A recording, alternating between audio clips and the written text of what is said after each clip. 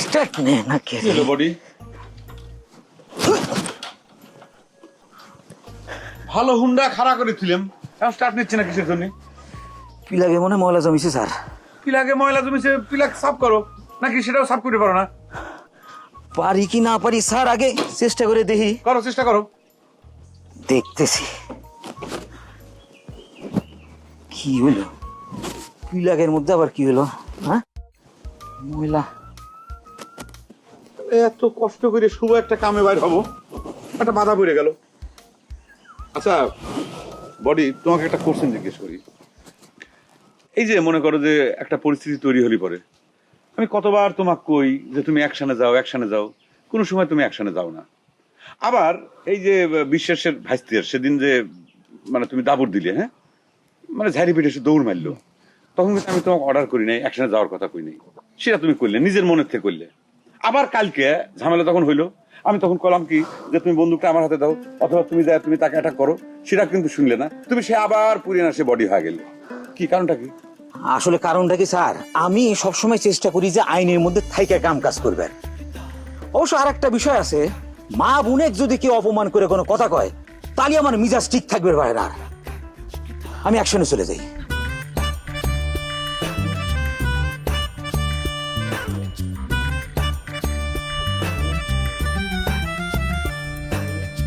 নিয়ম মাইনা কেউ চলে না, সুযোগ পাইলে কেউ ছাড়ে না, হেই গোলমাল আর তাল বাহানা তর্কে কেউই হারতে চায় না, আজব ঢঙ্গে চলছে সব দেখো না, হেই উচিত কথা কহিলে সব বেজার হইয়া যায়, কেউ জানে না কার মন কি চায়, দ্বন্দ্ব লাগলে হিটলার হইয়া যায়, কেউ জানে না কার মন কি চায়, দ্বন্দ্ব লাগলে হিটলার হইয়া যায়।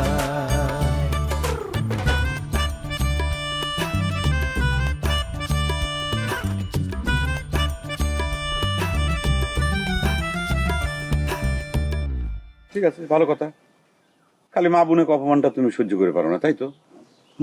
ভালো, সেটা ভালো, কিন্তু তুমি আমার বডিগার্ড, হ্যাঁ আমার উপর যে ধরনের অপমান নির্যাতন চলতেছে, বিশেষ বাড়ির লোকজন প্রতি মুহূর্তে অহরহ আমাকে মানে অপমান অপ্রস্তুত করতেছে, তখন তুমি নিশ্চুপ থেকে যাচ্ছ, এটা কি ঠিক হচ্ছে কও? হ্যাঁ তোমার ভিতর কি কোনো প্রতিক্রিয়া হয় না?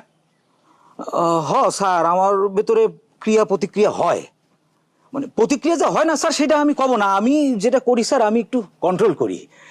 আসলে স্যার আমি কিন্তু আপনাকে কষি বডিগার্ড হিসাবে, আপনার বডির উপরে যতক্ষণ না কেউ টাচ করবি, আক্রমণ না করবি, আমি কোনো প্রতিক্রিয়া দেখাবো না, আমি কোনো অ্যাকশন নেব না।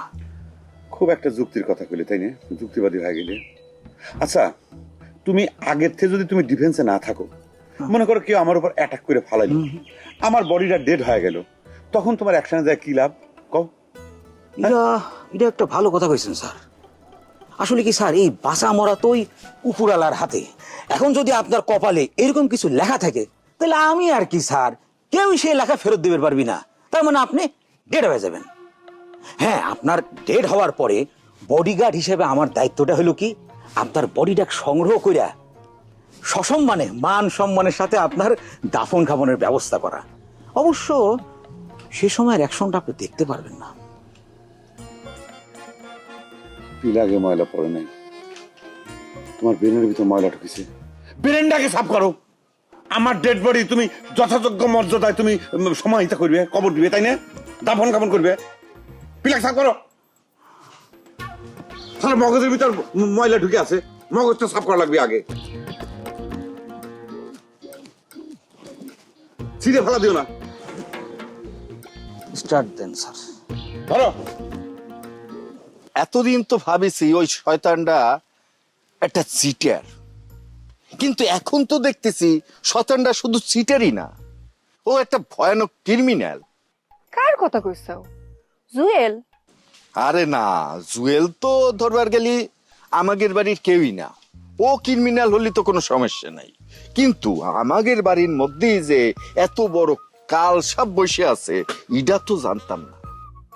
আমি কিন্তু এখনো বুঝতে পারতেছি না তুমি কার কথা কইছাও। কিডা আবার? আমার নিজের মায়ের পেটের ভাই মতি বিশ্বাস। ওর নামের শেষে বিশ্বাস উচ্চারণ করতেই আমার ঘৃণা হচ্ছে। ছি! মতি আবার তোমার কি ক্ষতি করিছে? রবিনের তো আর হুন্ডা নাই যে তোমাকে দিতে নিষেধ করবি। আরে আমি কি বিশ্বাস বাড়ির হুন্ডার কি আর করি নাকি? আমি হচ্ছে A100 হুন্ডা বালুচরের মধ্যে থামো থামো তো, কথা হচ্ছে বিশ্বাস বাড়ির কালসাপ নিয়ে, আর তুমি চলে যাচ্ছ সেই বালুচর। মতি কি করেছে সেটা কও আগে। কত বড় বেঈমান তুমি চিন্তা করে দেখিছো? তলে তলে ও সর্দার বাড়ির এজেন্ট হয়ে কাজ করতেছে। মতি সর্দার বাড়ির এজেন্ট হয়ে কাজ করিছে? এত বড় গোয়েন্দা রিপোর্ট কিটা দিল? জুয়েলের রাতেই তো ওর সব ষড়যন্ত্র ধরা খেয়ে গেছে। এখন তো আমার হিসেব একে একে সব মিলে যাচ্ছে। সর্দার বাড়ির লোকজন একের পর এক হামলা করে যাচ্ছে, অথচ মতির মধ্যে কোনো রিয়াকশন পাওয়া যায় না। কিসের জন্য কও? তুমি না করছিলে জুয়েল বিশ্বাস বাড়ির মান সম্মান নষ্ট করার জন্য উঠে পড়ে লাগিছে, সর্দার বাড়ির মেয়ে উঠাই নিয়ে যাওয়ার হুমকি দিছে। হঠাৎ করে কি এমন তথ্য জুয়েল দিল যার ভিত্তিতে তোমার নিজের মায়ের পেটের ভাই তোমার কাছে বেঈমান হয়ে গেল? অবশ্যই সে যে কামটা করেছে তাতে তাক বেঈমান বললেও কম বলা হবে। তাইরা এখন তো বুঝতেছি সে আসলে কিভাবে হেলমেট খান ফেরত নিয়ে আসলো। সে তলে তলে গোলাপ সর্দার সেভ করতেছে। দেখো রাজের বাপ, তুমি কিন্তু এখনো এটা করছো না। জুয়েল তোমার কাছে মতির কি বেঈমানির প্রমাণ তুলে ধরেছে যার ভিত্তিতে তোমরা তাক সর্দার বাড়ির এজেন্ট বানায় দিচ্ছ। কি কব, সে কথা কতিও আমার ভীষণ লজ্জা হচ্ছে। ও নাকি তলে তলে ওই গোলাপ সর্দারের বোন চম্পার সাথে প্রেম প্রীতি ভালোবাসা করতেছে। কি হলো তাহেরা, তুমি কপাল থাপড়াচ্ছ কিসের জন্য? খালি কপালে থাপ্পন না, মাটি যদি দুই ভাগ হয়ে যেত আমি তাহলে এই মাটির মধ্যে ঢুকে পড়তাম। আচ্ছা সাহেব বিশ্বাস, তুমি সত্যি করে কও তো, তুমি কি আমাকে ভালোবাসতে? ভালোবাসতে মানে কি? এখনো স্টিল নাও আমি তোমারে ভালোবাসি, কিন্তু হঠাৎ করে এই প্রশ্ন আসতেছে কিসের জন্য? নিজে একজন ভালোবাসার মানুষ হয়া তুমি মতি বিশ্বাসের ভালোবাসার কথা শুনে তাক যা ইচ্ছে তাই কথা কয়ে যাচ্ছেও। আমি যদি মাটির নিচে, মাটির 10 হাত নিচেও ঢুকে যাই তাও তোমার লজ্জা মিটবি না সাহেব বিশ্বাস? আমি যতই ভালোবাসার মানুষ হই তাই বলে কি মতি সর্দার বাড়ির মায়ের সাথে গিয়ে ভালোবাসা করবে? সমস্যা কি? চম্পা তো ফাইন সুন্দরী মিয়া। আমি তো মনে করি ঘটনাটা যদি ঘটে থাকে তাহলে তো মতি আর চম্পা বিপ্লব ঘটায় ফেলছে। তাগেরে ভালোবাসার কারণে চিরদিনের জন্য এই দুই বাড়ির শত্রুতাটা মিটে যাবে। খবরদার তাহেরা, এই ধরনের আলতু ফালতু কথা আর বলবা না। আমার সামনে বলিছো, এই বাড়ির কারো সামনে যেন না বলো, ঠিক আছে? আমিও আর ভালোবাসার কথা বলতেছি, সব ভুলে যাও।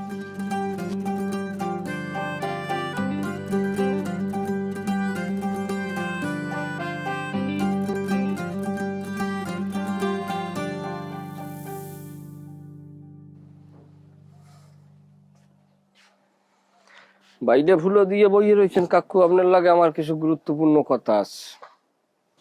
তোর কথা আমি পরে শুনবো। আগে তুই ক, এই যে ব্যান্ডেজ বাইন্ডে ঘুষি বেরিয়ে আসো, কারণটা কি?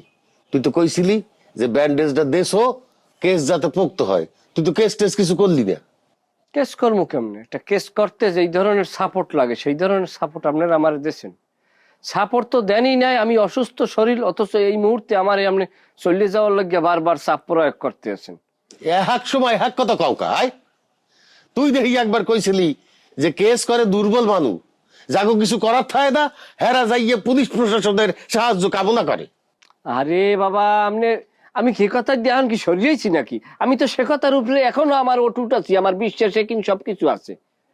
সময় মতো দেখতে পারবেন কি করি আমি।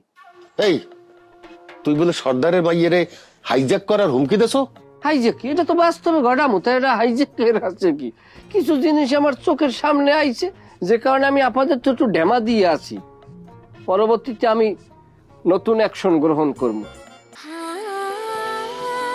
সময় বদলে যায় কিন্তু আভিজাত্যের মানে একই থেকে যায়। স্মরণের ছোঁয়ায় তোমার উপমায় বদলে দিলে যে আমার স্প্যান্ডেলিনা সো, রূপচর্চায় আভিজাত্য। দেখ, তুই যে অ্যাকশন মন চায় এই কর, কিন্তু আমার বাড়িতে বইয়ে এইসব করা যাবে না।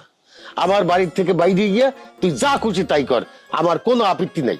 আমি তো বুঝি কাকা, আপনি তো বিশ্বের বাড়ির সমস্ত সম্পর্ক আপনি ছিন্ন করে হালাইতে চাইতেছেন। আমি যদি এই বাড়ির মেহমান হইয়ে না আসতাম, তাইলে কি এত কিছু আমার সাফার করা লাগবে? একসের ফালতু কথা কবি না। এই, আমরা কি তোরে কইছি যে তুই সর্দার বাড়ির সামনে যে বসে থাক, এই সর্দার বাড়ির মাইয়ের ডিস্টার্ব দে? কইছি? অন্যায়, কিন্তু এ কথাও তো সত্য। যদি আপনার বাইস্তি হিসেবে আমি প্রতিষ্ঠিত না হইতাম, আমি এতক্ষণে সর্দার বাড়ির জামাই হিসেবে এস্টাবলিশড হয়ে যেতাম। তারা আমারে গ্রহণ করছে, তাদের জামাই হিসেবে গ্রহণ করলে আমি হইতাম কি এখানে একটা সুপার পাওয়ার, তাদের একটা শক্তিতে পরিণত হইতাম, যেই শক্তির কাছে আপনাদের বিশেষ বাড়ি দাঁড়াইতেই পারতেন না। হইয়া ঠিক আছে, হইলে তুই যা, যাইয়া ওই সর্দার বাড়ির গোলাপ সর্দারে যাইয়ে ক যে তোর সাথে বিশ্বের বাড়ির কোনো সম্পর্ক নাই, দেখি এরা তোরে গ্রহণ করে নাকি। যেটা অবাস্তব এটা কইয়ে লাভ আছে, যেটা এস্টাবলিশড হয়ে গেছে সেটারে আপনি আন কইলেও কি হারবে এটা? আর তাছাড়া বিশ্বের বাড়ির সাথে আমি কোনোদিন বেইমান কি করতে পারবো না, এটা আপনি পারলো, কারণ এখানে বিশ্বের বাড়ির সাথে আমার রক্তের একটা বন্ধন আছে। বুঝতে পারছি, তুই বিশ্বের বাড়ির লেগিয়া মেলা কিছু হরছ। হ্যাঁ, তুই এখন মাফ করিয়ে দে আমাগো, তুই এখন যা। চলে যাবো মানে? এটা কেমন কথা? আমি তো কথাই শেষ করতে পারলাম না, আপনি কোন কথা কইলেন আমি শুনলাম। ক, কি কথা কইতে আইছো এই ক। আচ্ছা যাই হোক, সরাসরি কই 50,000 টাকা দেন আমারে। কা 50,000 টাকা? এ তুই কি চান্দাবাজি শুরু করছো? কথাবার্তা মানে 50,000 টাকা আমি চান্দা চামু? চান্দা চাইলে তো মিনিমাম 50 লাখ চামু। শোনেন, যতই পর করতে চান, আসলে রক্ত কাটলে তো আর ভাগ হয় না। বিশ্বের বাড়ির স্বার্থ তো আমার কাছে অনেক বড় স্বার্থ। 50,000 টাকা দেন, সর্দারের বিরুদ্ধে কৌশল করা লাগবে, এর জন্য একটা বাজেট লাগবে। এই বাজেটের অংশ হিসেবে 50,000 টাকা দেবেন, এমন ব্যবস্থা করবো আগামী 20-30 বছরে যেন বিশ্বের বাড়ি এই গ্রামের উপরে কর্তৃত্ব রাখতে পারে, আর সর্দার বাড়ি বিলীন হয়ে যাইবে। সুহেল কি তোর কাছে কথাটা কইছে রে সাহেব? আর কথাটা শোনার সাথে সাথে তো আমার মিজাজটা একদম গরম হয়ে গেছে। এত করে নিষেধ করার পরও এই স্যাংরাটা জনে জনে কথাটা কয়ে বেড়াচ্ছে কিসের জন্য? না কলিও বাকি, কানে তো ঠিকই আসতো। আমি তো সন্দেহ করেছিলাম সেই দিনই, যেদিন হেলমেট খান ফেরত নিয়ে আসলো। এখন তো আমার সব হিসাব একদম পই পই করে মিলে যাচ্ছে। আর কি হিসেব মিলতেছে? হিসেব, অনেক হিসেব মিলে যাচ্ছে। আচ্ছা তুই দেখ, যে সর্দার বাড়ির সাথে যখন আমরা প্রতিশোধের জন্য যেদিনই গেছি, যেদিনই গ্যাঞ্জাম লাগিছে, কোনোদিন কি তুই মতিক পাইছিস? ক এই এই কথা কলি পরে তো তোকে বলা যায়, মানে তোকে ধরা যায়। কি? আমাকে শাহজাদার যেদিন ওই সর্দার বাড়িতে ধরে নিয়ে গেছিল, তুই তো গেছিল না আমার সাথে, শুধু রাজ ছিল, পরেই মতি এসে যোগ দিয়েছে। উফ, তুই কিসের সাথে কি মিলাচ্ছিস? সেদিন তো আমার মেজাজটা গরম হয়েছিল। আমি তো মতির উপর চেতে গেছিলাম, মনে আছে তোর? ও রবিনের সামনে আমাকে কিভাবে অপমান করলো যে আমি নাকি হুন্ডা চালাবার পারি না। আরে ও যখন হাফ প্যান্ট পরে তখন আমি বালুচরের মাঠ দিয়ে আর বালুচরে যাওয়া লাগবি না। কিন্তু জুয়েল যে তোর কথাটা কইছে, এই কথাটা তুই বিশ্বাস করেছিস? না মানে জুয়েল তো হালকা চিটার আছে, ওর কথা বিশ্বাস করা যায় না, কিন্তু আমার কাছে কেন জানি মনে হচ্ছে জুয়েল এই কথাটা সঠিক বলেছে, সত্যি বলেছে। কিন্তু আমার তো মতির সাথে কথা বলে মনে হচ্ছে যে ও গিরিঙ্গি লাগানোর জন্য জনে জনে কথাটা কয়ে বেড়াচ্ছে। তার মানে মতির সাথে কি তোর কথা হয়েছে? ওই চিটারটা কি কইলো? এই কথায় কথায় মতিক সিটার করস কিসের জন্য? ও কি সিটারি করেছে তোর সাথে? কেন কব না? ও আমার রবিনের সামনে আমি হুন্ডা চালাবার পারি না কইছে না? ওরে বাবা রে বাবা, তাহলে তো মানে তো মতি তো একা কয়নি, এই তোর বউ তো ভয়ে তোর হুন্ডার পিছে উঠতে চায়নি, তাহলে কি সিটার তোর বউ? আচ্ছা বাদ দে দিন, এই ধরনের কথাবার্তা বাদ দে। তার মানে তুই কবার চাচ্ছিস যে জুয়েল কথাটা মিথ্যে কথা কইছে, তাই তো? মতির সাথে কথা কয়ে আমার সেটাই মনে হয়েছে। আর আমার এটাও মনে হয় না যে সর্দার বাড়ির মেয়ে হিসেবে ওই চম্পা এই বিশ্বের বাড়ির সাথে কোনো সম্পর্ক করতে রাজি হবে। হ্যাঁ, এটা অবশ্য ঠিক। চম্পা দেখতে শুনতে তো খুব ফাইন, ঠিক না? এরকম সুন্দর চেহারার একটা মাইয়ে এরকম ফাউল বকাইটে মার্কা খারাপ চেহারার একটা ছেলেরে কেন পছন্দ করবে? তাই নাকি? হ্যাঁ মতি দেখতে খারাপ, হ্যাঁ। আর তালে পরে এই যে তাহেরা, তাহেরা কি দেখে তোর জন্য পাগল হয়েছিল? তুই কি দেখতে অনেক সুন্দর, নিজেরে কি তুই শাহরুখ খান মনে করিস? না মানে তারপরেও তো মতির চেয়ে সুন্দর। আচ্ছা বাদ দে দিন, যার নয়নে যারে লাগে ভালো। আচ্ছা যেহেতু তুই কথা করছিস যে জুয়েল মিথ্যে কথা কইছে, তাহলে আপাতত এ কথাটা থাক, আব্বার সাথেও আর আলাপ করে দরকার নেই, বুঝছিস? বুঝেছি। ঠিক আছে, ঠিক আছে, মানলাম তোর কথাই সত্যি যে জুয়েল হয়তো মিথ্যে কথা কইছে। তাহলে তুই এটা নিয়ে আবার আব্বার সাথে কোনো কথা কইস না, হ্যাঁ? আর শোন, মতিরে তুই যতই সাপোর্ট করিস না কেন, যা রটে তার তো কিছুটা হলেও তো বটে। ওরে কিন্তু নজরে নজরে রাখতে হবে, সন্দেহের মধ্যেই রাখতে হবে।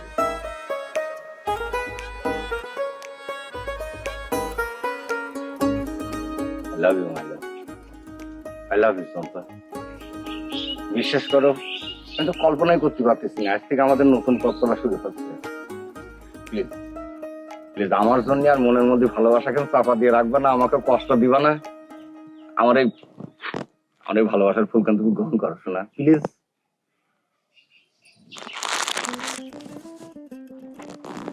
এসব নাটক করার কোনো দরকার নাই রে মতি, খামাখা এত খুশি হইস না।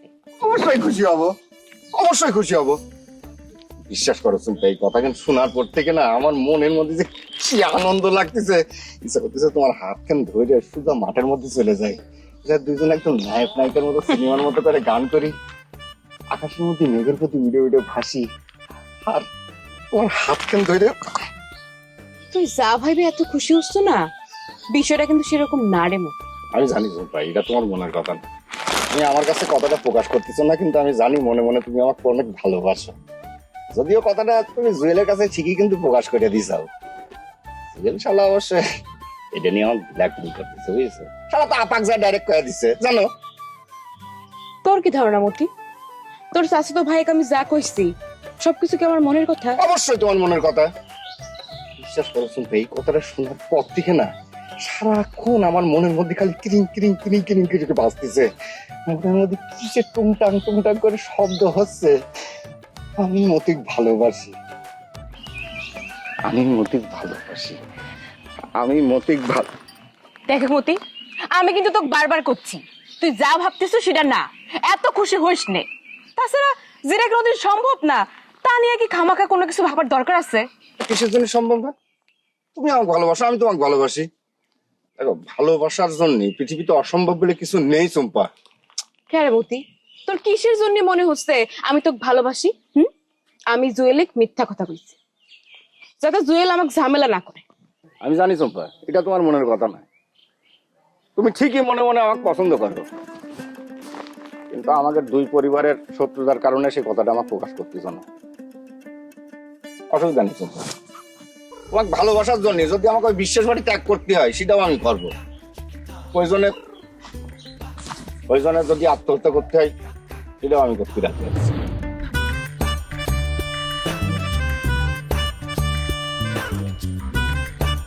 আমার বিয়ে ঠিক হয়েছে আমার মামাতো ভাইয়ের সাথে, পাত্র ঢাকায় থাকে, নায়কের মতো দেখতে শুনি। অসম্ভব। সুরবায়ক মতি কি করেছে জানো?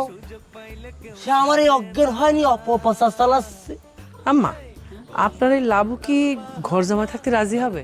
কেউ কি আমার হুন্ডার উপর বান মারলো নাকি? কি যে করছেন স্যার, এসব বান জাদু টোনা এসব কথা আপনি বিশ্বাস করেন?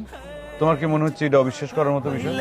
সব বেজার হইয়া যায়, কেউ জানে না কার মন কি চায়, দ্বন্দ্ব লাগলে হিটলার হইয়া যায়, কেউ জানে না কার মন কি চায়, দ্বন্দ্ব লাগলে হিটলার হইয়া যায়।